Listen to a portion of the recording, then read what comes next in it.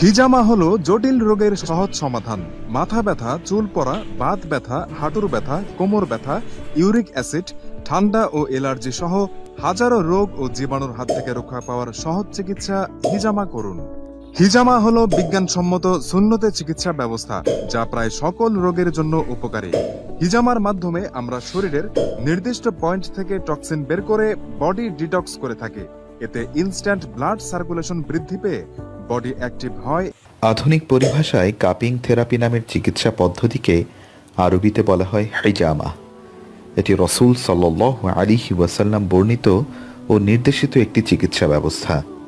তিনি নিজে এ পদ্ধতির চিকিৎসা ব্যবহার করেছেন, এমনকি অন্যকে হিজামা পদ্ধতির চিকিৎসা নিতে উৎসাহিতও করেছেন। হিজামা আরবি আল হাজম থেকে এসেছে, যার অর্থ চোষা বা টেনে নেয়া।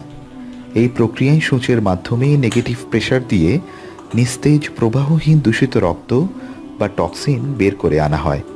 এতে শরীরের মাংসপেশিসমূহের রক্ত প্রবাহ দ্রুততর হয়, পেশি, চামড়া, ত্বক ও শরীরের ভেতরের অর্গানসমূহের কার্যকারিতা বৃদ্ধি পায়। ফলে শরীর সতেজ ও শক্তিশালী হয়।